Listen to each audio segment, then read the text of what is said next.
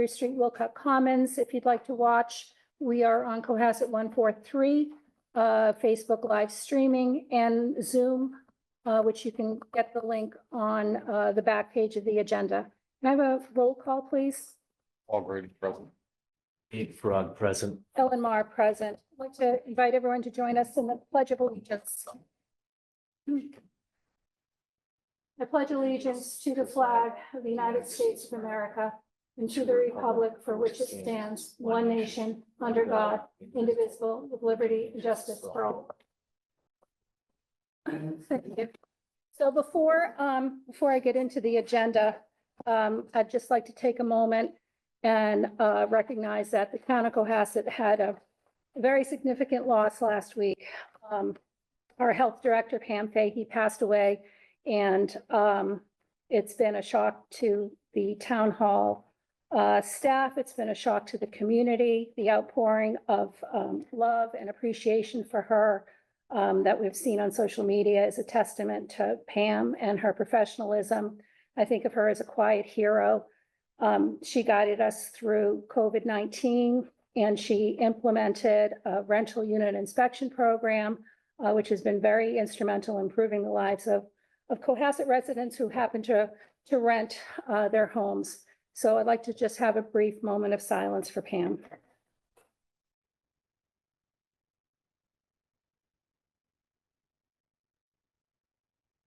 Thank you. Any public comment? Anything, Kevin?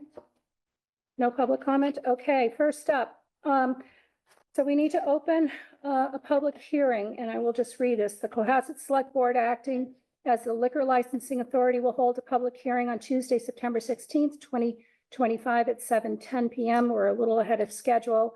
91 Sawyer Street, Wilcott Commons, to consider the application of Viridia LLC DBA Three Sisters provisions for a new off-premises Chapter 15 wine and malt beverage package store and a common victualler license located at 50 South Main Street, Cohasset, Mass.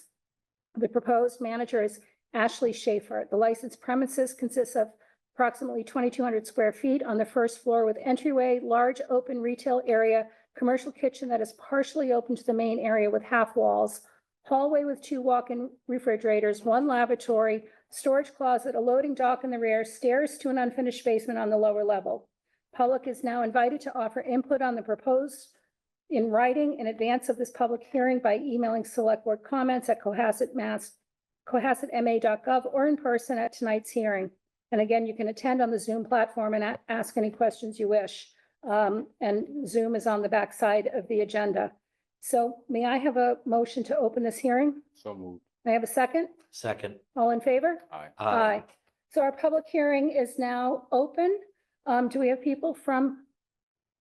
Okay, by a process of elimination, you guys are here. Okay, if you would like to come up, please, and you can bring another, are you just going to present or is? I'm here for moral support. Okay, so come on up. And just your name and address for the record, please. Ashley Schaefer. I live at 53 Booth Hill Road in Situate. Okay, great. Thank you. So can you tell us a little bit about what you're proposing for Three Sisters? Yeah, so we took over the Barrel location. We're bringing in more gourmet grocery items that are brands that you won't see at local grocery stores. So a lot more regional, local products, high quality, delicious, of course. And we will have beer and wine that are kind of craft, same sort of idea as smaller, local or regional products or artisan made if it's out of the region. Okay. Okay, thank you. Mr. Farag, do you have questions? I think you cited what you're doing there pretty well, but could you just tell for the people at home your experience in the business? So first experience with food service was with an entrepreneur in Raleigh, North Carolina, who was starting up restaurants. I was able to see all of the back end hiring process, all of the financials, creating menus, that sort of thing. For about 18 years after that, I worked in the entire spectrum of supply chain operations, financial, reverse logistics, end to end, for big tech companies, e-commerce, and have been in sourcing and positions. So I basically understand the entire supply chain and the financial planning that goes along with it. Terrific. From what you previously said, that you're going to have gourmet products that are locally sourced. And could you also say what other products you're going to have here? So, I mean, that's pretty much, that's a pretty broad category of grocery items. Not really going to focus on housewares, but there could be occasionally some other products that are complementary. So we have, tea towels that would be for serving, or wine keys with our logo, that sort of thing. Picnic baskets. And then as far as prepared food, we have a chef that lives locally in Cohasset who will be preparing a very small menu of really exceptional food. And that's going to be available in the open containers, the open displays, and she'll come in and bake and do some of that preparation, salads, healthy options. So, overall, it's really kind of taking it to the next level. We really want it to feel kind of like a farmer's market would feel year round. You could go inside a place and do that, how it feels warm and comfortable.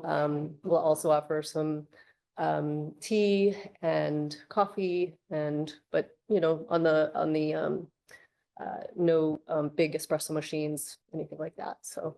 And the final question, if you get the licenses tonight, when would be the planned opening date for this?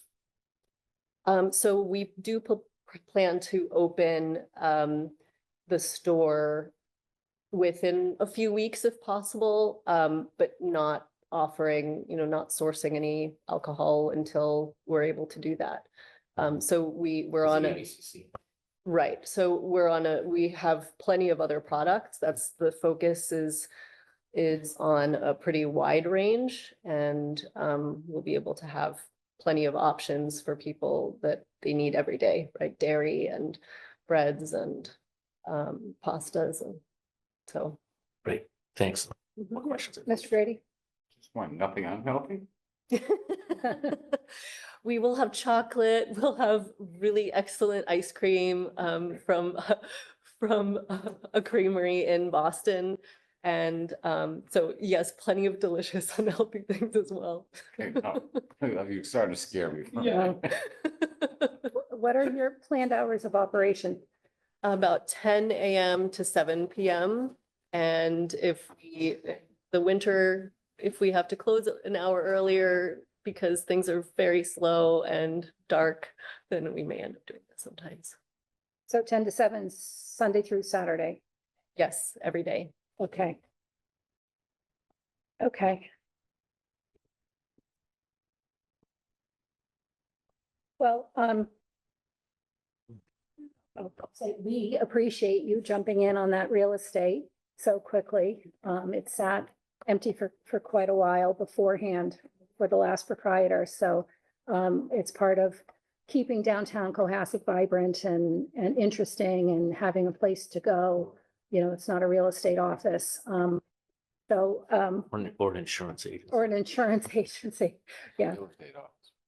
Hmm? Real estate office. Yeah. Yeah. So, yeah, we wish you well. So 3 sisters do you have sisters, or is that just I do. are they going to be involved in the business? It's just me. Just, you? But Okay. my sisters are hugely impactful in my life, and 3 sisters are quite symbolic kind of across the globe. But specifically, I like that there's a companion planting, if you're familiar with the companion planting of corn and beans and squash, how they all, they're sown in succession, and they all support each other through the entire growing process, where they take advantage of what's above the ground and below the ground. And it's a beautiful kind of little story if you want to ever look into it. Oh, great. Now, are you from North Carolina? No, I'm from New York, actually, but I've lived all over the country, Georgia, California. Okay, great. So we have two licenses. May I have a motion to approve an off-premise wine and malt beverage package store license for am I saying it, Viridia? Viridia. Viridia, sorry, LLC DBA Three Sisters Provisions. So moved. May I have a second? Second. All in favor? Aye. Aye. May I have a motion to approve a common victualler license for Viridia LLC DBA Three Sisters Provisions? So moved. Second? Second. All in favor? Aye. Great. Congratulations. Congratulations. And good luck. Thank you. We're signing it right now for you. Okay. Excellent. Oh, so now I need a motion to close the public hearing. So Second? Second. All in favor? Aye. Aye. Public hearing is now closed. Thank you. Okay, next up, the FY 26 School Stabilization Fund and Road and Sidewalk Stabilization Fund, a revote. see. I'm sorry, I'm skipping oh my gosh, so sorry. I do that every meeting. I skipped something. Oh, thank you. Safe Harbor update. We have Nicole. Sorry, Nicole. No worries. I didn't know if there was a switch up, so I was just rolling with No, it. no. It's just me reading ahead. Good So I think we evening. have your presentation. Yes, and I'm just gonna share it up here. Let's see here.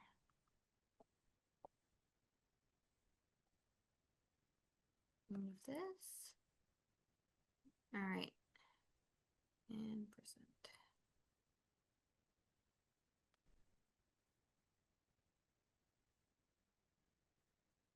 Is that showing for everybody? Yeah?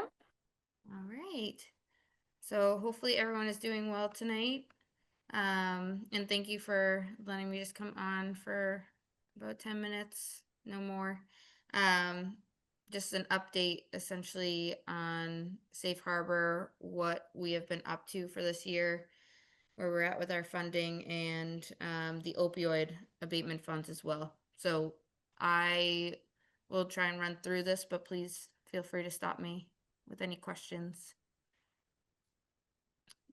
So for those who at home who don't know who I am, Nicole Blaschi, Program Director of Safe Harbor Cohasset Coalition. We are the community coalition here in Cohasset, and our mission really is to foster a strong and inclusive community that encourages healthy, responsible choices when it comes to drug and alcohol use. And we do that through providing knowledge to youth and alternative activities to give better options, especially during high risk times, Friday evenings, Saturday evenings, half days, times when parents aren't home, etc. And provide youth with skills to essentially refuse until they're of legal age. But our goal really is to delay as much as possible. So the risk of developing some sort of addiction with a substance dramatically drops, from the difference between starting at 15 or starting at 18. It's a dramatic difference. So we're really just trying to delay, and provide youth with the confidence and self-worth to do so. And then those who are of legal age, we're just encouraging them through our programs and our initiatives to set a good example and have the confidence to have open conversations with their children or the children in their life, kind of their expectations and holding them accountable. So we are celebrating 11 years of substance use prevention as a coalition, and this is our 9th year federally funded. We did just secure our year 9 funding through the CDC, and we get up to 10 years of this funding. So we're thrilled that there were no hiccups there, and that will start September 30th. So the federal fiscal year is very different from the town fiscal year. So that's September 30th through September 29th, 2026. That will be year 9. And a requirement of that grant is to work with all 12 sectors of your community, which we are fortunate enough to essentially work with all 12 of these sectors. I won't list them all, you can see them here, but our biggest sector, there are actually two big sectors that really push a lot of our initiatives and our programs forward, who put the work in, and that's our youth right here, the youth sector, and our schools. Our schools are a huge partner and outlet to get the information out. So we're grateful there, and also our youth serving organizations, which primarily rec and library. And these are our two goals through the federal funding. And these remain the same throughout the 10 years. Our objectives change, but we're always looking to increase and strengthen our community collaboration and reduce youth substance use. And we're always looking for input from the community. It's myself and Emily Ludwig. We are the two full-time employees. We don't live in Cohasset. Well, Emily does live in Cohasset, so I should take that back. But we are not we're not at the ground level. So for those who live in Cohasset, work in Cohasset, who have ties to Cohasset, we're always looking for input on, what really is the problem at hand, the issue at hand.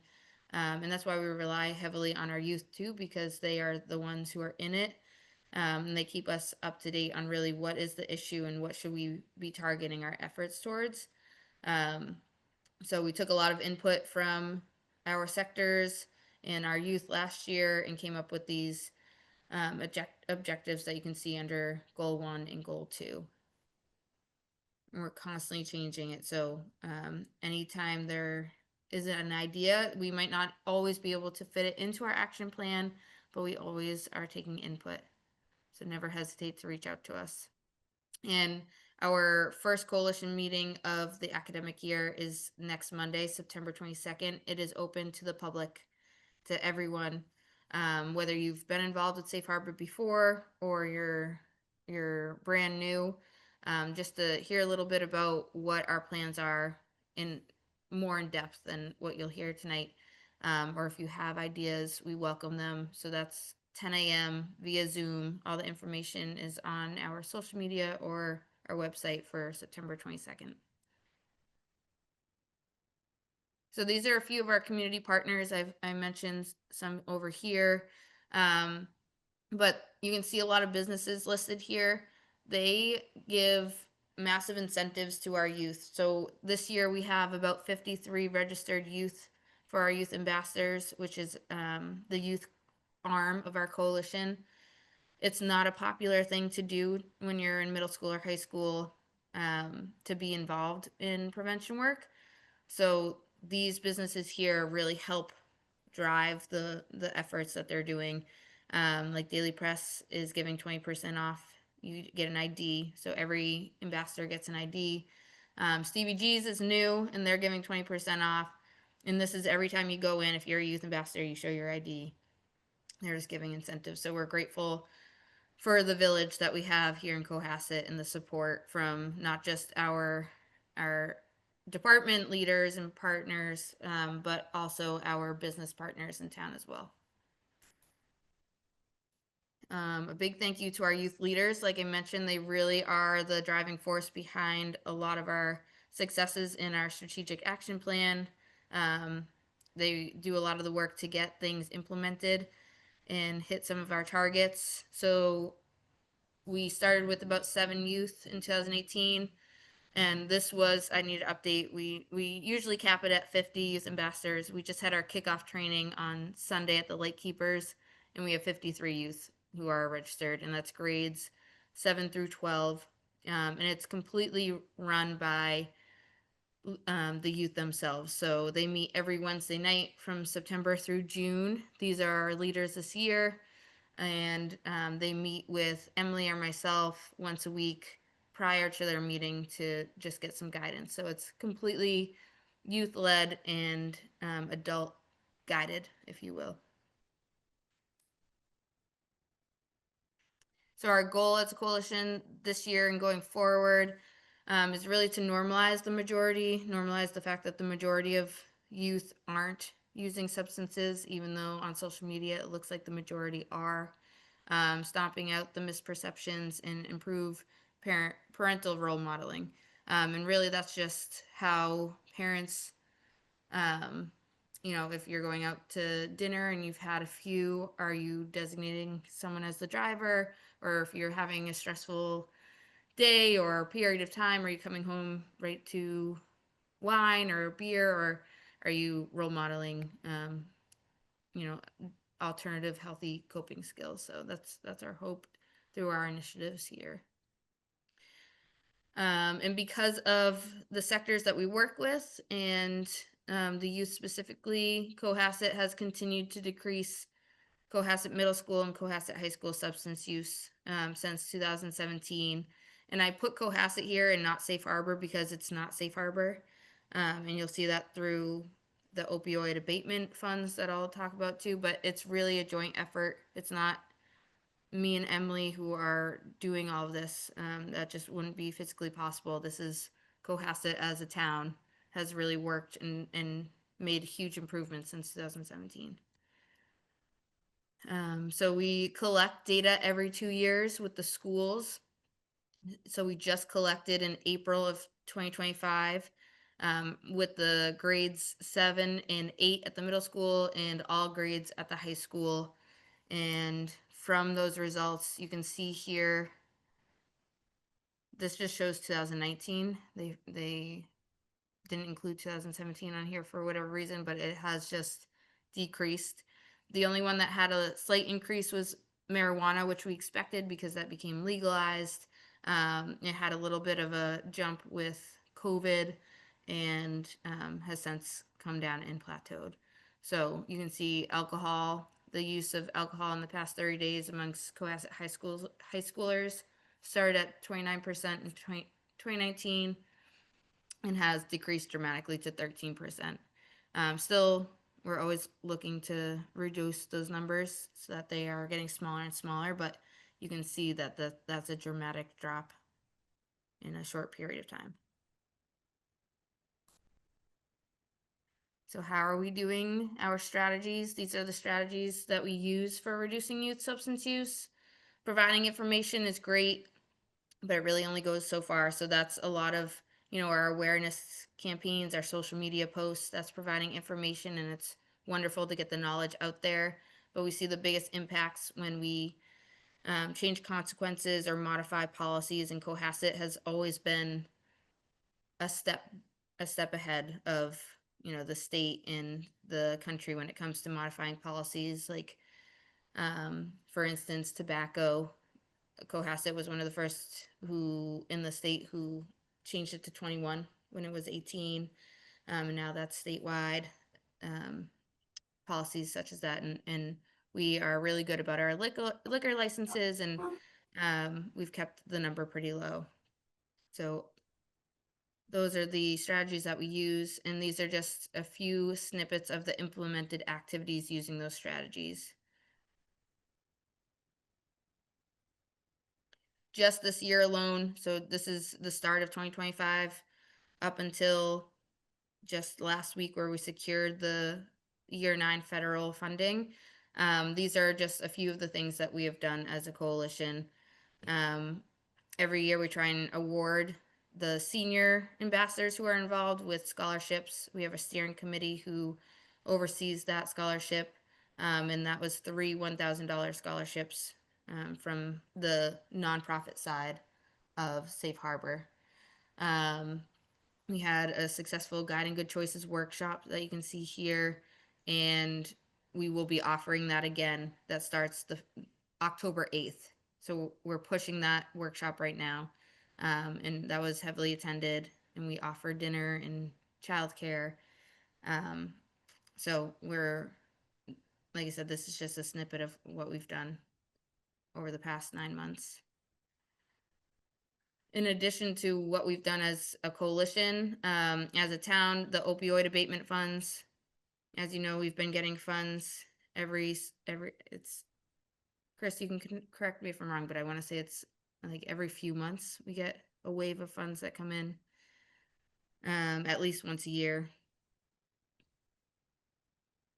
The funding requirements here are to have groups that have had lived experience, they have their input in it, staff and organizations who work in the opioid field, experts in prevention, and we've hit all of the requirements. We've been working as a committee and have been successful in the strategies that we decided and we presented to the select board last year.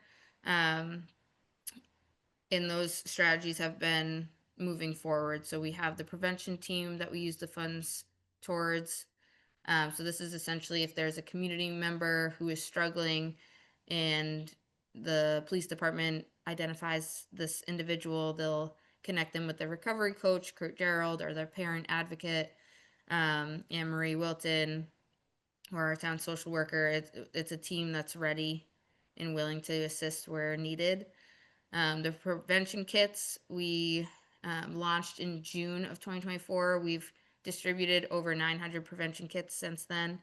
Those are in the bathrooms of the Paul Pratt Memorial Library, the Town Hall lobby, the lobby of the police department, and Wilcott lobby.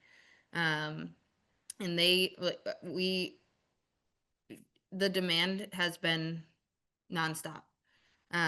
So that's 900 prevention kits. So that's over 1,800 doses of Narcan that we have provided to the town.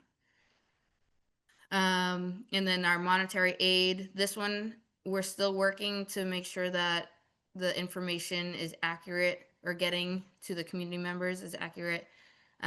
This is a scholarship for either extended recovery care and sober living, or therapy for family members who are affected by someone who is struggling. We can't stress enough that we do not have eyes on who is applying. So we're not sure if that's hindering. We've had a few, I would say about 3 people who have either reached out to apply or have utilized it, but it's been there since we've gotten the okay to use the funds for this matter. But we do not have eyes on the names of those who are applying. It is completely monitored by third-party recovered souls. So we just want to make sure there's no fear of stigma. There's no town employee that's going to see who's applying, and we're only notified that someone from Cohasset has reached out to utilize those funds, and that's it. It's completely anonymous to us. So we're going to continue to try and stress that going into the fall. And then lastly, the education piece. So these were funds designated to supplement safe harbor staff. We've always been 1 full-time and a part-time, and now we have 2 full-time members, which has drastically changed the amount of work that we can do. And then funds to supplement prevention education initiatives that are not funded or approved under federal funds or our nonprofit side. So we've had great progress as a town, as a coalition, as a committee. There's always work to be done. So over the next 5 years, these are just, again, a little snippet of what we're going to target, and it's really increasing the parents who talk to their children openly and honestly about their expectations, decreasing accessibility.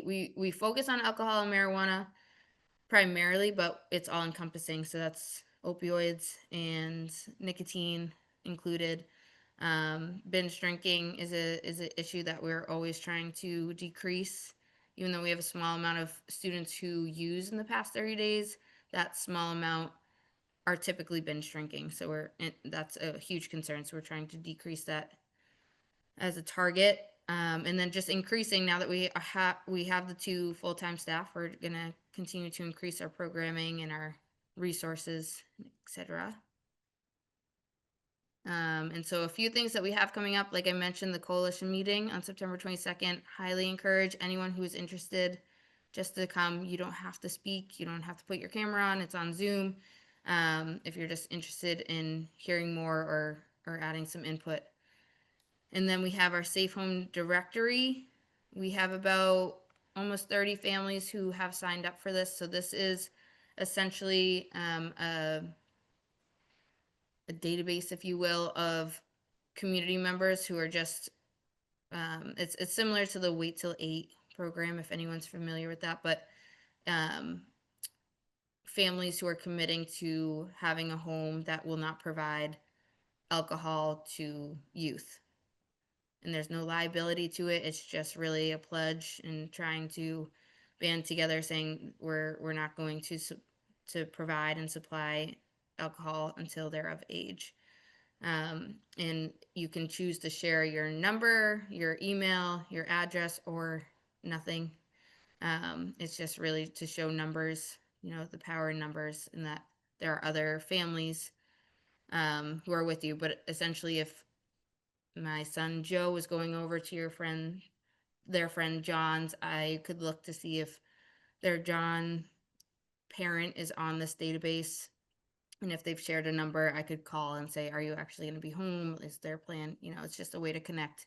Essentially, because when our children are young, we connect with parents more and we're asking who's going to be home and we're more involved. And it's just kind of nature as they become middle schooler and high schoolers. We're giving them more independence and we don't connect with the parents as much as we did when they were younger. So that's our goal here with the Safe Home Directory.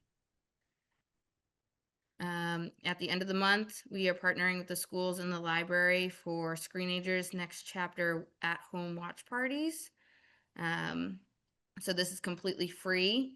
This is a film documentary that the middle and high schoolers are watching in health class, and it's an opportunity for parents, caregivers, community members who are interested to also watch for free on this weekend. If you register, you get a movie kit from the library that also includes a 5% discount at Cohasset Pizza House. So there are good incentives and there's really no heavy lifting. You just get to watch with other community members. And then lastly, our Guiding Good Choices program, like I mentioned, the feedback from those who have already attended this workshop has been phenomenal.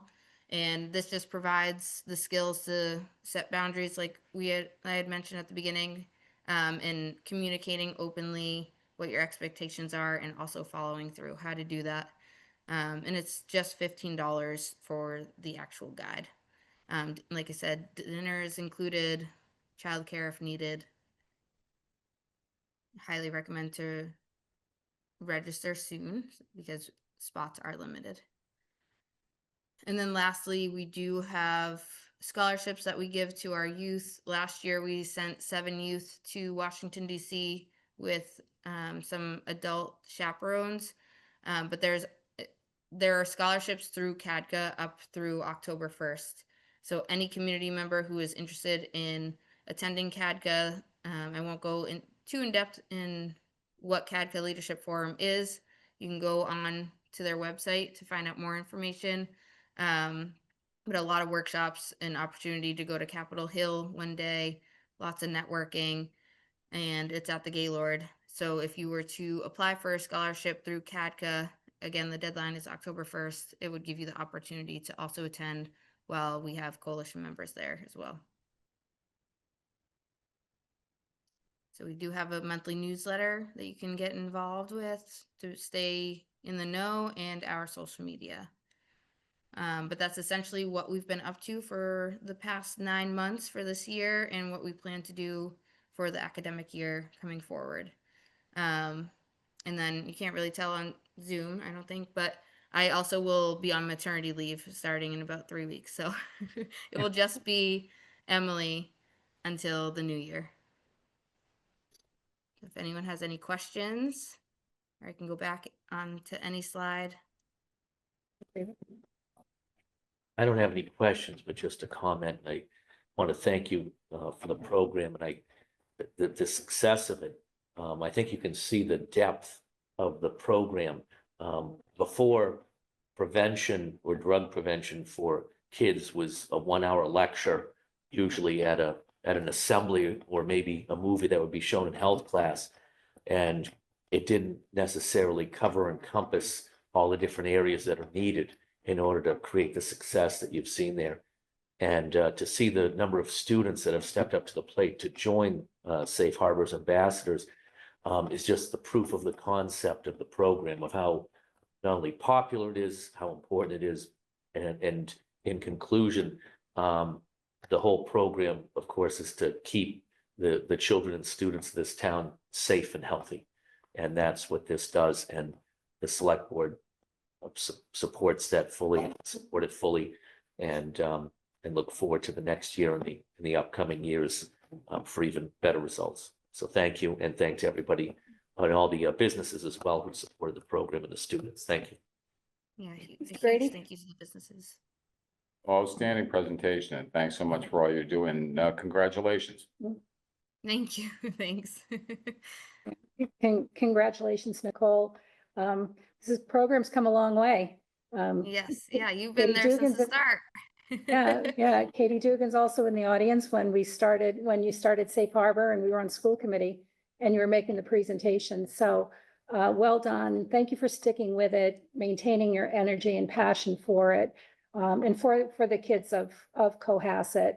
The numbers are very promising. The only number I was a little not perplexed by was that you have only 30 families signed up to be a safe house. I would have Yes. thought perhaps it would have been more, but We're not gonna give up pushing it. We have it at our back to home, or I think tonight is tonight back to school nights, the open house. Yeah. Yeah, Yep. so we're pushing it there. We have some youth there right now. And we're gonna put it out in our newsletter. So we're not gonna Okay. stop putting it out there. But yeah, 30 is definitely lower than we were hoping for. it's better than none, right? Yes, absolutely. Right. And then the only other thing really is for Chris, if I heard Nicole correctly, we're in year 9 of a 10-year plan for funding. So our funding is secured through September of 27, which would be the end of year 10. Fiscal year 28, yes. Be our fiscal year 28, but federal year end of September of 27. So we're going to have to, We have, so one of the things so Nicole and I meet at least once a year to go over plans for increasing town support and how we're going to work them in permanently. We've already started that. So some of the costs have already been integrated into the public health budget. And I expect over the next year, I'll be doing more of that. okay, Because we want to, the goal is to maintain this ongoing regardless of the. right, okay. So we'll get more into that when we have budget conversations. All right, thanks very much, Nicole. Thank you all. And if any questions pop up, please do not hesitate to email me. Okay, Thank will you. do, thanks. So just for the record, Tracy, member Julie Rollins, she showed up about 7:35 maybe? Yeah. You got it. Yeah, okay, thank you. So next up, we have a committee appointment for the Cultural Council, Caitlin Kelleher Levine, and I believe she's here. I'm here. So please come up. We've met you before. Yes, hello. Hello. You? So happy that you've come back for a different position. You know, it was a difficult decision the last time, but we're very happy that, you know, found something that you might have a passion for. Well, thank you. And like I said, I just want to get involved. So I'm happy to do this. I'm happy to be involved. And I appreciate Carol Basket for tracking me down and making sure that my paperwork got in. the right Okay. hands. I'm happy to answer any questions that you have, if you have any. We vetted you pretty well the last Yeah. time. Yeah, Don't want to put you through the ringer. Yeah. But, and this is the final position on the Cultural Council? Oh, there's still one more. Okay. Okay, excellent. All right, well, thank you for applying. So may I have a motion to appoint Caitlin Kelleher Levine to the Cultural Council? So moved and gladly. May I have a second? Second. All in favor? Aye. Aye. Thank you very much. Thank you for coming. Of course. Okay. Now we're on to the FY 26 School Special Stabilization Fund and Road and Sidewalk Stabilization Fund. It's a revote, correct, Chris? We have to revote these every year. What I'll shoot the chair, a little more second. So what the motion should look like? Yeah. Okay, I tried to draft something for you, so, Let me explain. So our new town account went deep into the Department of Revenue, and they said, sorry, we know you voted last year, but you can't vote a year ahead. You can only vote in the fiscal year in which the funds are technically available. So this will have to be done. I think we'll have to tweak the little plan that the board has adopted on this, and perhaps have a meeting in August every year. But all this is going to be tonight is just a revote of the vote you took a year ago to certify the school special stabilization fund and the road and sidewalk special stabilization fund for FY 26 with a 2.5% increase. Okay, So you voted it last year. It's just a revote. it's just a revote. Okay, all right. Yes, I have a question if I could. The roads and sidewalk stabilization fund, I had thought it was 800,000, but when we did the last vote, I think it was 700,000. Yeah. It is. Okay, I just wanted to be sure that was the right number. And I'm glad it's 800,000 to be clear. So what we did is we had done 100,000 in advance, Yes, and so you're the number 700,000 was thrown around as the remainder that was left okay, at one point, but the annual amount is 800 plus 2.5%. I don't have those numbers off the top of my head, I'm afraid, tonight. no, that's fine. By this vote, we'll have the assessors officially add that to the. Excellent. Okay, great. Thank you. okay. For FY 26, so retroactively. Yeah, in fact, from July 1. From It July. hasn't really come off the tax bill, actually. Okay, This will officially. officially, okay. So may I have a motion to continue the school special stabilization fund for FY 20? I had one thing before. we do Okay. the motion. Okay, On both of these, at the school special stabilization fund, the fact that we revote this every year, once again, shows the select board's commitment to the schools to make sure that they have a stabilization fund for some of the capital needs that they have every year. And the sidewalks as well, both of these were voted by town meeting and of course by the citizens and then the select board. Very important to keep up with that. And as you know, there was an announcement today of the paving that's going to be going on the next month for some of the roads. So that all happens because this sidewalk stabilization fund, and it moves Cohasset forward on both issues. Schools regarding their capital needs and with the sidewalks and of course, the paving for different town roads that wouldn't happen without these. So with that being said, thank you, and hopefully we'll keep revoting these in the future as well. Mr. Grady, any comments? No, I think that, best things we ever did. I think we're starting to see results, as David said. These stabilization funds, we're seeing a sidewalk on going from King Pond, which is long overdue. Got a big bit of road work coming up. We know about that, but you know, a lot that, I think there's a lot that these guys are able to do that we've helped them out with, and I'm happy to make this motion. Put it out there. And the Osgood School roof. Osgood School roof. We were able to show the MSBA that we had a funding source, which I think helped us in our first application for the core program.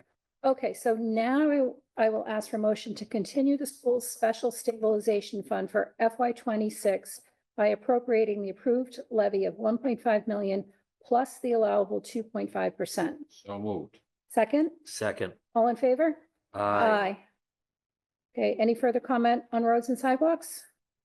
No, okay. So may I have a motion to continue the roads and sidewalks special stabilization fund for FY 26 by appropriating the approved levy of $800,000 plus the allowable 2.5%. Moved. Second, Second. all in favor? Aye. Okay. So that takes care of that business, correct, Chris, until next July, August? Okay, yeah, we should get it on earlier. Sorry, I'm just trying to. Okay, so this is a follow-up to the circuit EV transportation presentation we had last week. We had concerns about the the amount of financial commitment, I think it was $41,700. And the wording in the letter in terms of actually committing to certain elements of this program. Is Sandra with us or is she not going to be here? Oh, okay, Sandra. So thank you. I think what you were saying cut out as I was coming in, so if you. Sure, Okay. sorry. No, it's okay. So we had concerns last week about the $41,700 commitment, as well as some of the wording, which made us a little bit uncomfortable on this. And so you redid the letter, and we have more information. We have an update in our packet. And it's the letter of commitment is exactly how we articulated it last week. Just so that I'm clear, by signing this, it's giving you permission to apply for the grant, correct? Correct. Okay, say the grant gets approved, do we then enter into an agreement with Circuit? And will we be able to review terms and conditions and liability and, customer service models and all of that? Yes. Yep. So you could, if the funding was awarded and then you ultimately decided that you wanted to move forward with the program, you could change the area that the program ran within town. I know last time you mentioned eliminating areas around the beach, so you could change that map. You could change the hours, the months, days of the week. There's a lot of flexibility with that. So there's definitely more conversations to be had if the funding were to be awarded. Okay, so tonight's action by the Cohasset Select Board is just to give approval to apply for the grant. Yes. But we've had some questions from people in town, so I just want to make sure we're all clear that we're not committing to a terms and conditions sheet that we haven't read yet or hasn't been vetted yet. This is just for the grant funding. And I'm being redundant on purpose. Okay. Does anyone have any further questions? I think the reformation and the edits on the letter to make it more succinct follows with what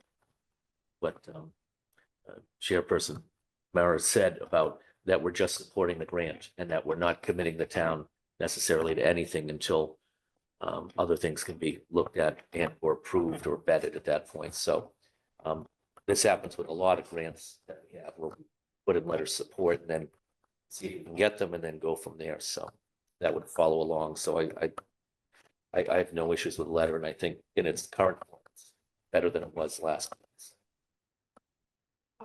I have a question. Hmm.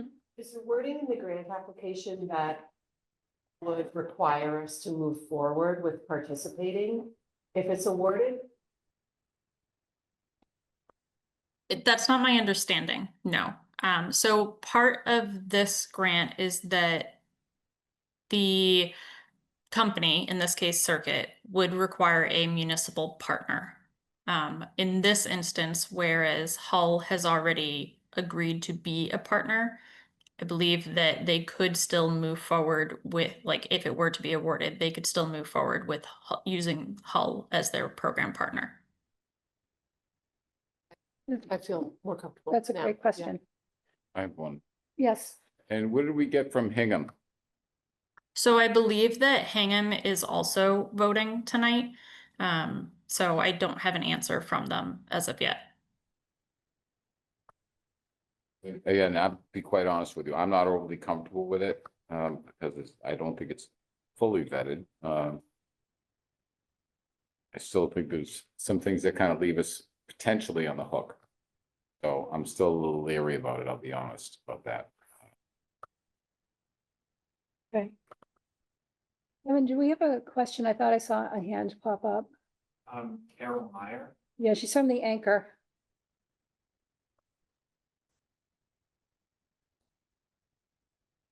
Do you want to pipe in or did she chat a question?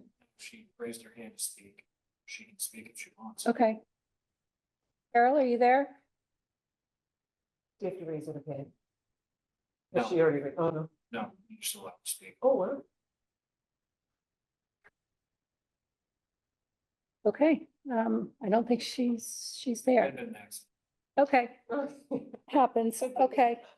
All right, so I'm much more comfortable with this. I'm much more comfortable with the clarity that this is only a commitment, or this is only an authorization to apply for the grant, no more, no less. And we have choices and options if and when the grant gets approved. All right, so may I have a motion to approve the letter of commitment to support Circuit's critical mass proposal for a South Shore EV micro transit pilot? So move. I have a second. Second. All in favor? Aye. Aye. All opposed? You abstain that one. And one abstention. Okay, I have the letter. I'll sign it and give it to Tracy, okay, Cassandra? Okay, thank you. Great, thank you. Thanks.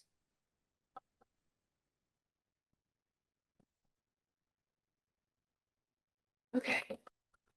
If you want to sign that, please. Okay, so next up is our budget message for FY 27. And in the packet was this year's FY 26 budget message, and I purposely didn't craft a new one. Because I think we should, this should be a collaborative effort on our message. I think we're gonna have some challenges for FY 27. In terms of, most of the contracts in town have been, the union contracts have been settled. The schools will be revisiting because they did a one-year contract and they're gonna start negotiations for their next contract. And as we all know, we have a lot of, we have some pretty big infrastructure Yeah. opportunities and challenges ahead of us. And how that works into our town budget. We just heard about funding initiatives for Safe Harbor at the end of September of 27, which is in FY 27. Mr. Senior indicated that he's already started working with the program director on that, but we're going to have to be cognizant of that. We have our commitments to OPEB. We have our commitments to our financial policies. We have, last year we had a commitment to continue to start increasing our capital stabilization fund by 2.5% every year. Capital capital allocations haven't kept up with, not only an increase in requests and critical needs, but also in, real costs in real time. I think it's been about the same amount for the last several years. So I don't think we're obviously not going to be ready to vote on this, but I would like to have a conversation and get everyone's thoughts on what our budget message should be. And then I'm happy to put something together for us to vote on at the next meeting. Does anyone want to start? But I hate I think crickets. this is really comprehensive. Would our message be shorter than this, or would it be? Our message can be whatever we want it to be. This has been the format, Julie, for like the last couple of years. Yeah. Like the first section hasn't really changed in terms of our value statements. The middle section, maintaining a AAA bond rating. I mean, we do that. Do we need to put it in our budget message? Maybe. Do we need to commit to our funding policies? That's for us to decide. I think,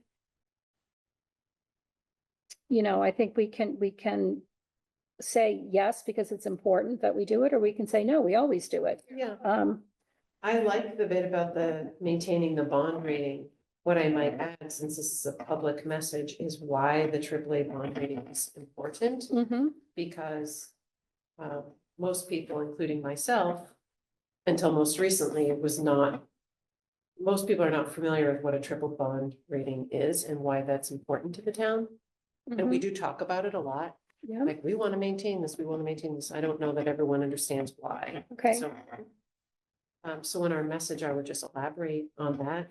I do Okay. think the message is a bit long, so I would be up for making it more concise, perhaps one page. Try to keep it to one page. I don't think a lot of people will read beyond one page. Those are just my suggestions. Right. So, you know, perhaps the first three paragraphs and the second section, point number 1, are just posted and not part of each year's policy, so that each year's policy is really specific. Yeah, Um, I like that idea because those things will be constant year over year yeah, and they remain part of the picture and people can view that on the website at any time. I like that idea. okay. So we can try, Mr. Farag? I think most everything's included there. I don't know that it was in there was the water. The plan for the water, that would, if I missed it in there, Plan for the water. the water department What do you? for the future. in other Oh, words, no, so this is just an FY 27. Okay, This is just instructions to give to Mr. Senior to start the budget process. So if we said hypothetically, and I know people go crazy when I say hypothetically, but our, you know, under number 2, we say we're expecting minimal change in FTE. Well, if we said to Mr. Senior, we think you should increase departments X, Y, and Z in FTE, then that is a direction that he would take. If we were to say to him, we think you should decrease FTE. So it's specific to that year's budget. In terms of the water, where the water treatment plant falls, that's on a longer term capital plan that we discussed last week, refreshing the 2023 Yeah. long-term financial planning part of it. that's fine if it sits there instead of here, that's as long as. Yeah. Because we did have the school, we have, police, fire, and town hall is in the middle of being completed, so. So we've got 3 out of the 4, which is good. But that's fine if it's on the long-term capital, because Yeah, it'll 'cause sit there. We were actioning all of these things this Yeah, year. That's why. But I think it's good and it shows, the town, the select board is the chief, it's the fiduciary executive board for the town. And we take it very seriously, and to maintain the town's AAA bond rating is very important because with the upcoming projects, we're gonna have to use it. And that's what it's there for. It's not just there to sit on a wall and look at and say we have a AAA bond rating. You have to actually use it and put it into effect in order to get the benefit of it. And also for the citizens of the town to get the services that they want. So, but other than that, I think it looks good, and it shows that the select board and in its direction has a steady hand at the tiller. And has kept the town stabilized, and especially I think when you look at this regarding other towns around our area, and I hope people do either look online or go look at some of the newspapers around the other towns and look at the absolute chaos that they have with their budgets, and that Cohasset has generally speaking been steady and stable during that whole time period. That goes to all the leadership on the boards that we have. And of course, the employees at Town Hall for doing what they do. And so I think people should take a look at that. And, when I talk with people from other towns, they say, how does Cohasset do it? How do you keep your budget stable and not have an override for over 20 years and things like that? And then when I talk with people here in Cohasset, they think the sky's falling. So it's just juxtaposition of where you stand is, I guess, is where you sit and what you're thinking. But I think this is a good budget message, and hopefully it can be posted, and we'll get a finalized one so that everyone can read it and know the direction that we're going in. Yeah. Thank you. So like number 4, our budget message was about 41 Highland Ave. I think we have secured the funding. We're working on the plan. I don't think, Chris, we're not going to need any budget message for 41 Highland Ave. So that could come off. Or it could just say complete. Yep, or it could say complete. Number 6 is, we await determination for MSBA for the accelerated repair program. We have that. So, maybe that morphs into a financial strategy once we get all the final numbers in of how from the school stabilization fund and the balance due, because I think it's 32% Cohasset received for that project. How do we finance that? And then we'll know in December if the core program request will be done. So that needs to be tweaked. Number 7, we can say it every year, roads and sidewalks. I mean, we just voted. Yeah. So I don't know if we need to continue that. We talked about improved community building, communication with residents, including by allocating resources. The July 4th fireworks, I think, was a tremendous success. They did phenomenal fundraising. And I think that's become a community event that we should continue with.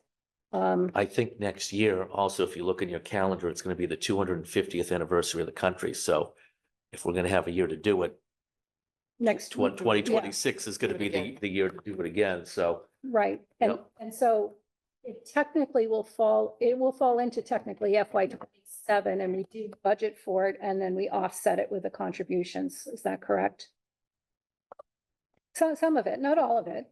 I think it was all but like $13,000. So, I think that's important. We don't do any other community. let's check and make sure it's Checking his math. 250. Yeah. Checking his math. Oh, yeah. We do a lot of community events, from the Memorial Day Parade to Little League Opening Day to the stroll and Santa coming. I mean, there are an awful lot of community events that, whether it's the Chamber of Commerce or private organizations, do to help build community. And I think this is one, as a select board, I would like to continue to make this, part of our message. Ready, do you have thoughts? Yeah, just a couple. On 3. Board wants to see through version of 135 King Street to our new police station. And to me, that's a priority. But, and fire annex, including modest renovations. I noticed that you have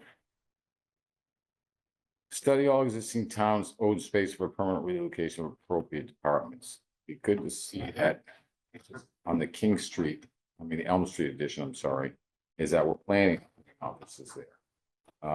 Factoring that in, without, further costs that we want to put offices in, modest, but, as a space that we're working, it's not just a study, we're actually, and that's how we can do 41 Highland Avenue. We are thinking outside the box, no pun intended. So a way of factoring that in there, Sure. So, that it's kind of a done deal, that we, that part's not done because we don't have Elm yet, but it's part of a puzzle we're trying to put together for the town. right. And that's for the emphasis on King, public safety, and on Elm. I do like the modest part because I could put bare bones. So no, I think that's important that, we are using, we are using all available space. It dawned on me, well, it didn't dawn on me. I asked the question last night. I misunderstood that, IT was I thought IT was moving to 135 King Street, but it's the server that's moving to 135 King Street, and the department is moving, the plan is to move to Elm Street. Oh, So, we are using both facilities, and we've talked about Safe Harbor moving down to Elm Street, to get some space. Okay, so, Ellen, I have a question. yep, The board wants to see through to completion the conversion of 135 King Street. Should it be worded differently because this is just for fiscal year mhm, 2026 and we don't expect to do the whole thing within fiscal year 2026. Right. So I wonder if maybe we update that language a little bit, say continue, or the board wants to pursue, or I'm not sure what the right word is, but Yeah. but maybe not see through to completion because Right. it's gonna be multi-year. To a degree, maybe we want to spell it out in order to, Like, what do we want to get we've done? got to emphasize public safety. Is there a way of, I know it's a good message, but Yeah, I just don't think we're gonna get the building done in 2026. Right. Yeah. Right. Then, and in hindsight, Julie, that, I think that was poorly worded. It should have been see through to completion, the financial structure of Oh, the yeah. conversion as Yeah. opposed to The conversion. the conversion. I don't think at the time that we thought, well, the building's all gonna get done Right, at of that course. point in time. Right. So, I mean, this is a goal. It doesn't really, well, I don't want to say, Right, like I don't want maybe to say just it now, even- but I understand what you're saying. I'll wordsmith something and send it to you, Okay. Julie, and see if you like it. Okay, thank And if you. anybody thinks of any edits in the meantime too. Yeah, just Yeah. send them to me. Yeah. Yeah. Is there anything else? I mean, I believe we should, stay the course, because what happens is, you change up your goals and then you shift gears and you change course and you Mhm. forget about things that you started. So I do believe in continuity. But do we see anything in FY 27 that might be coming at us that we might want to say, oh, we should consider something? And I don't know, Chris, if you have any thoughts on that. Gonna hand it to I'm sorry. Katie. Oh, Given that we're sort of piloting things with the RTF, perhaps it's worth commenting in the budget statement, keeping in one for Black Rock Road, that you're going to revisit the pilot or revisit the program. I just acknowledging that we're taking steps, of course, changing it, but it's going to yeah, require. okay, Yeah. got it. Good point.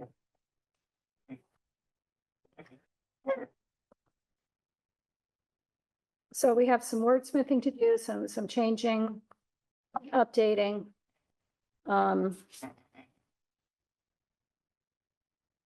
We'll figure out how to take this first 3/4 of a page and maybe just put it on the select board page in terms of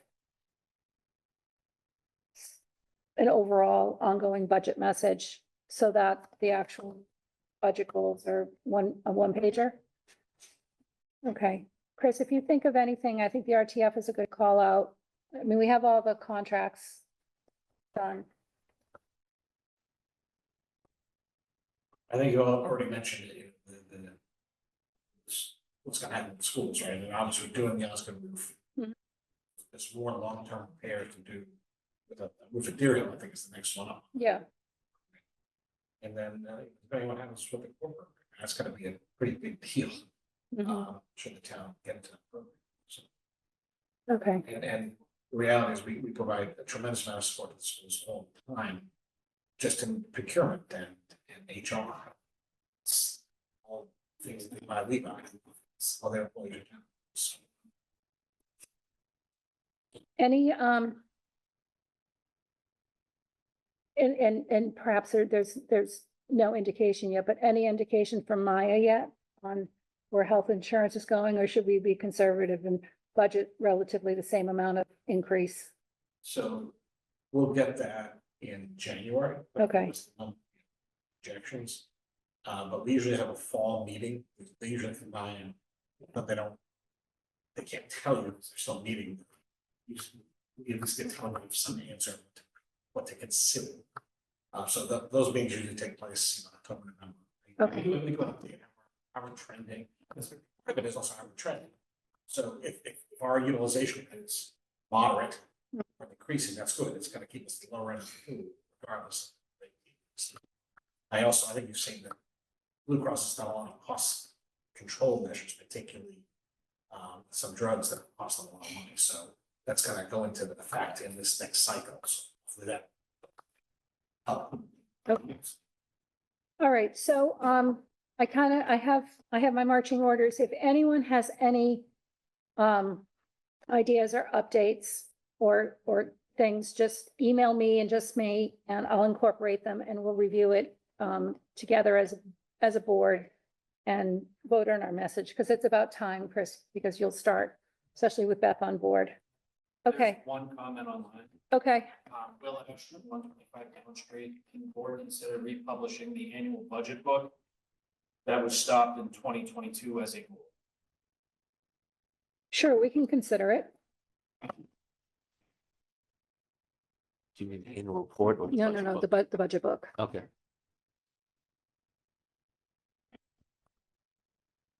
Okay, great. All right, next up, Chief Quigley, is he online?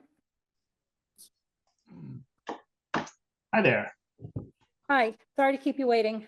No problem. Good evening, board. I'm coming to you tonight to request your consideration to change the speed limit on Doan Street, to lower it from 25 down to 20. And this was born from a call from a Cohasset resident that does not live on Doan Street, but uses Doan Street to enter and exit Wampatuck State Park, which is really, really wildly popular now. A lot of days on the weekends, there's really no parking down there.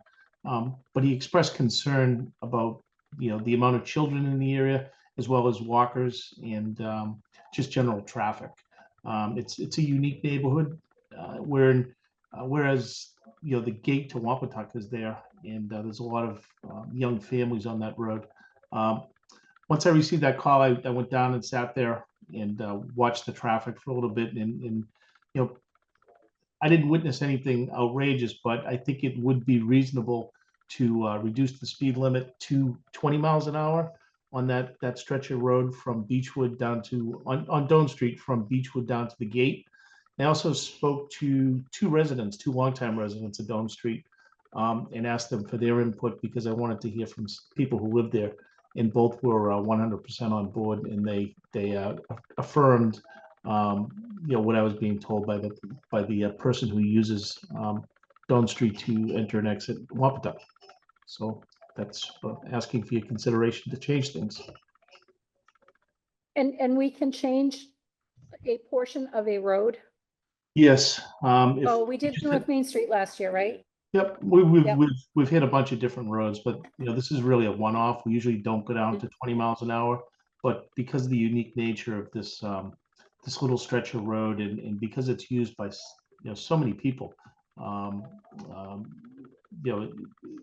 it deserves it's a unique situation, and I think it warrants consideration from the board. Does anyone have any questions? Comment. Oh, somebody, go ahead. Well, as an audience question, because I live in that area, it would. Could you just identify yourself for the Oh, record? definitely. Hello, my name is. No, that's No, you okay. can just You're say- fine. My name is Caitlin Kelleher and I live at 130 Wheelwright. The request is only from where the cemetery is after the four-way stop to Wampatuck, not the whole road. Mhm. All right. Yep. Correct. I think it would be problematic to do the rest of the road. Yeah. Ms. Bestick, name and address? Probably should be done is at cemetery on Beechwood to the other one type entrance. Because that becomes a raceway. What other entrance? What other? entrance? What other entrance? Beechwood. Goes to the cemetery, he's going to the dam.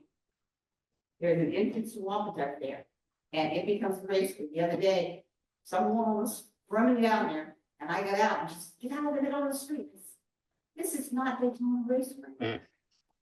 It's kind of scary down there because people park down there and look into it all the time.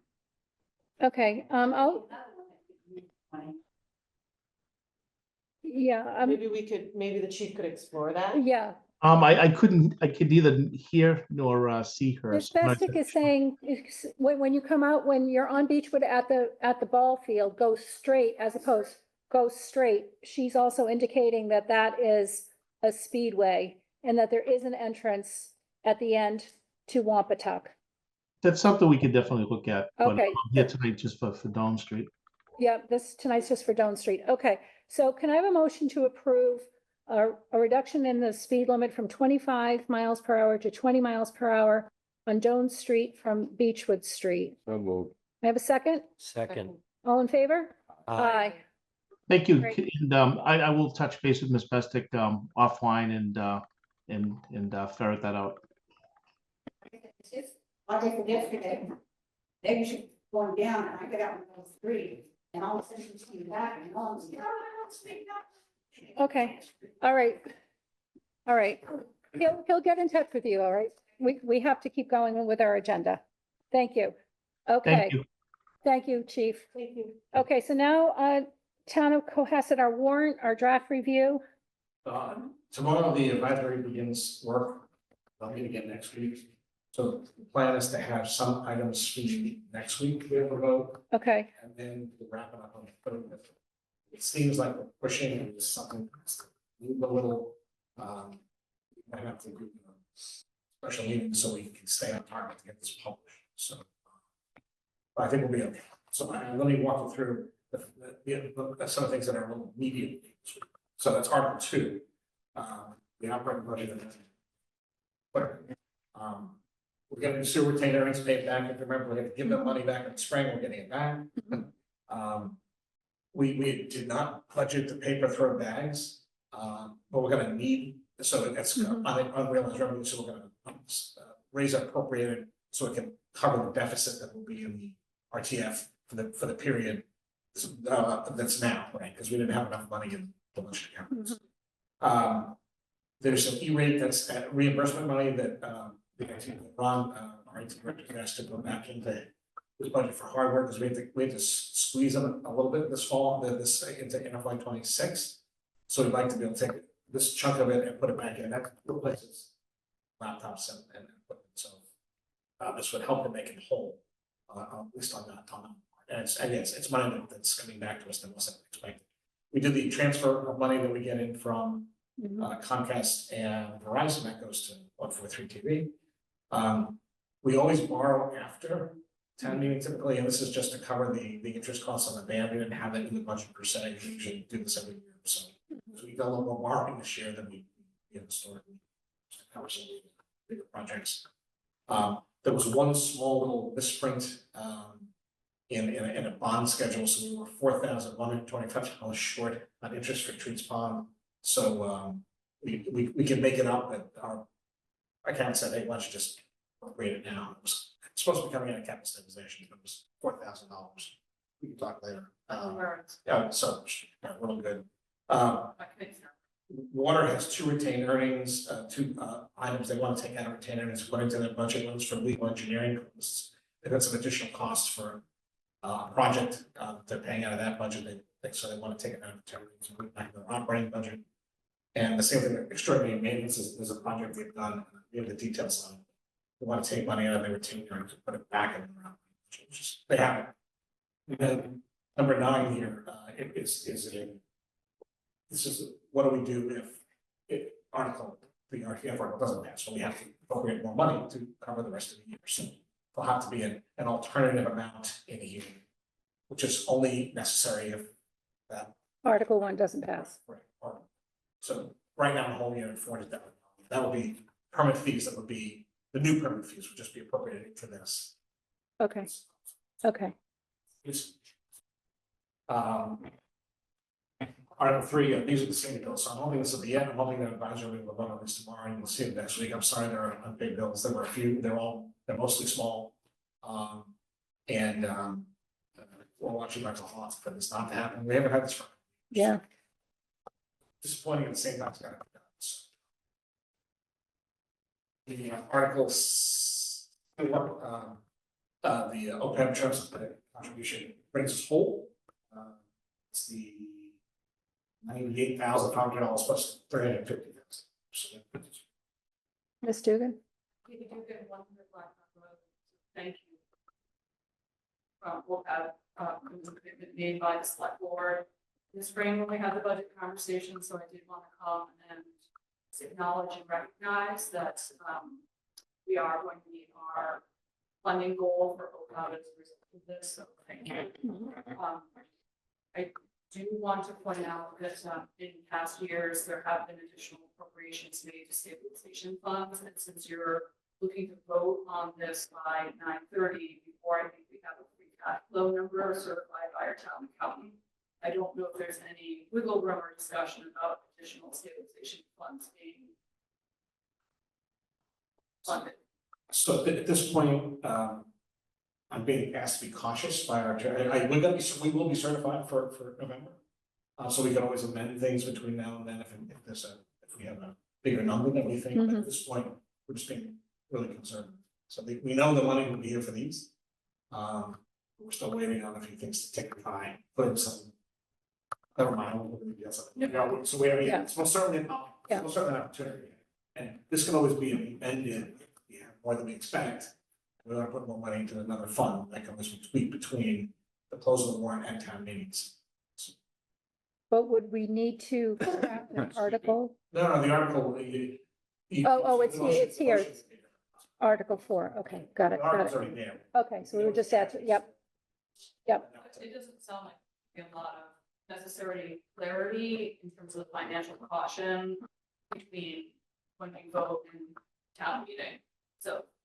So Beth will be filing by September 30th on town account, that's our plan. Right. So she's waiting for some more, this is the last 2 weeks. Getting the schools all balanced with some of their special funds. So my understanding is that we will know free cash flow, which is fantastic. Correct. We'll know much earlier than we got here. In terms of the financial caution, necessarily because of the factors related to financial. We're saying that there were some, We're not entirely sure whether free cash flow is standing up. Okay. So that's why I'm so cautious and it's in the beginning. But I've been clear for this. Okay. yeah, And again, And- it's not in the spring, I mean, so it's still there. yeah, and it's always a last minute. Yeah, it's better this year. Yeah. I feel much. Yeah. Okay, Thank you. The 2 one-time costs, there's, then the court says, new permit process. It's a fulfillment, it's an online fulfillment process that will it'll save her office money by not having as many part-timers and it should speed up things. That's the theory. for the stickers. Yeah, for the stickers. So she has to come and make a presentation. She talked to me, she's talked to Michelle. And then we had talked about this high school lunchroom repairs. Yeah, So this is the money, rather than go to the reserve funds all around, we'll just appropriate it and put it back into the facility. Okay. And it's a little bit more than 96,000, but it's good, so it's nice bonus. There's one capital project from water, which I think should be. F-250 truck. No, I have an upgrade and expanded residuals management area at Lily Pond Water Treatment Plant for $420,000. We have another one, Oh, so. all right, So so, we'll just have it. yeah, so I. for the water department or for another department? Maybe it's. Yeah, it's coming out of the operating budget wouldn't be in here, but they're looking at $420,000 for this bigger project for the lagoon, I think it is. I just got this week, so that'll come back to capital budget too. They have the funds for this. We should I another time. yeah, the public safety building is. Next week is the plan to have a full presentation, conversation with them. Yeah. For it. Article 8 is the Osgood roof, the upper max cost, which is the MSD is requiring us to put in use $5.8 million. The expectation is that it will be less. And this is the language they've approved. It is the language. This is their language. And we're gonna, I've seen, unfortunately, a couple different versions of the language, so I'm gonna have Carolyn Carolyn did this with MSB, and Okay, we'll take and tie a couple more times. okay, And at the bottom, you see the maximum grant is $1.9 million or 32.47%. Which again, and then, so if it's less than 5, it'll be less than 1.9, so the max amount is, max percentage is 32%. So I'm gonna, so the 1.9 is based on the 5.8. This is what they require us to put in. So if it came down to five, let's just say hypothetically, we get 32.47% of five, Right. which is less than 1.9. Right. Okay, so the 1.9, okay, got it. Yeah, the 1.9 is the current number at a max or the. Okay. Okay, yes, Katie? Kate, you've been wondering why. I understand this is MSBA language. My concern or my observation is that it makes no mention, and maybe it's just an informational summary, that although we're authorizing the borrowing up to, the intent is to use the school stabilization balance plus dam borrowing in order to fund our portion. So the total project is 5.8 minus the grants. The town has to come up with $4 million. But in today's school stabilization fund, even after the vote that you did today, we only have $2.6 million available to spend. So the difference between 2.6 and 4, we are going to have to ban. Right. So I guess I don't think it goes in the motion. I don't think it Well, can. that will be in the, it'll say, and in order to be appropriately sub. It'll be in the motion, but it's not in the article. No, but they can, we can add more. This is literally MSBA language. That's the reason it says, but James' point is correct. Yeah, no, we get it. Yeah, it's gonna Okay. be cash. We have to do the bond authorization, so we can lend ourselves the money, and actually, by the time this happens, we should be able to appropriate the additional 1.5 from the fund and be in the fund in FY 27. So, no. But We won't my have to only leave. point is that you've done some awesome heavy lifting on creating the school stabilization fund. In the informational summary, it would be great to sort of highlight the fact that Yep. utilizing that fund, maybe we don't have to go into specifics. Yeah. About the Yeah. exact details. Yeah. but I think it's not to say that we're actually putting that to work. Yeah, no, we agree. Yeah. We got it. That's what's much simpler. It's just to create a housing fund. The market, that's gonna key to do it. Just need vehicle to run the money. Yeah. Yeah. I've talked with the clerk and Article 10, so there's some very tweaky language in the bylaws and really the run by regulations or procedures that are adopted by the select board with the clerk. So I'm gonna have something for you next week that just stripped down version. It'll take the current bylaw, shrink it down to just 2 little sections. One saying, you need a sticker where it says you need a sticker, and then all the rules are adopted by the select board. And right now, there's like 6 articles, and we flipped a little bit, and so it's kind of like what we did with the HR. We streamlined the whole thing and had a manual. Right now, this will the rules and regulations that are adopted by the select board. The base ones. So, I mean, that's the proposal. So, okay, so. Am I making sense? Yep, Mr. Grady? I'm just, again, I'm not an expert in budgetary, but I know about we all said, again, just the thing that we have here, police, fire, union contracts, police, chief, fire, they're all signed, we're all good to go, Well, police and fire and the chiefs, and I so just wanna, I'm just trying to, we're financially, yes, in terms of the documents, we're still on the final work, and we haven't finished. The police just changed unions, so we're kind of pause on them. So it shouldn't be a problem. We've had like a month pause on conversations. then our fire post. They're fine. We just finished the contract. We're putting everything into the final contracts. Yeah, we're good. We had a great meeting with them a couple weeks ago. Okay.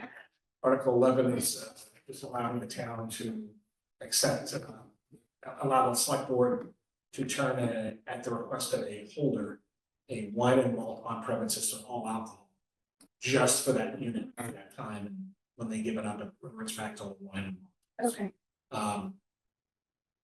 And Article 12 was the town has already adopted the procedure for water. If you don't pay your water bill, it gets added to your tax bill. We've been doing it with sewer for a long time anyway, because the bills are one, for all intents and purposes, and the sewer, there is language for sewer link accounts. I said, well, maybe you should do this. You can't find that it's been adopted. So it's just it's just a housekeeping. The,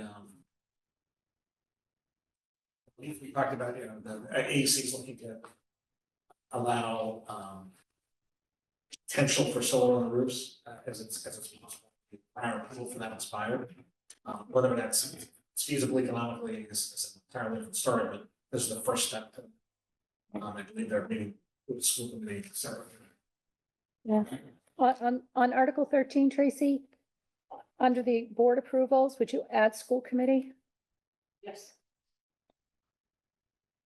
Then the citizens petition is, as had been discussed, so the article on space just transfers $300,000 from the town side to the school side. There's no motion with it, so it's drafted. And I can have council explain, there are two challenges. One, they gotta have to identify specific sources. It's like town meeting cannot mandate the school committee do anything. They'll give them all the money they want, the school committee has total authority under the state law. So, and you also can't find future years. Yeah. So how's the petition hold water? We can't demand the school committee will be responsible for ensuring full day kindergarten. I mean, how it's. I think that's a question will have to be answered as we get to town meeting with council and the moderator. So I think I'll have to do more conversation. Okay. What their motion would be. Yeah. And what the actual effect of this would even be. And Tracy, I would add school committee vote on Article 14 as well. And Article 8.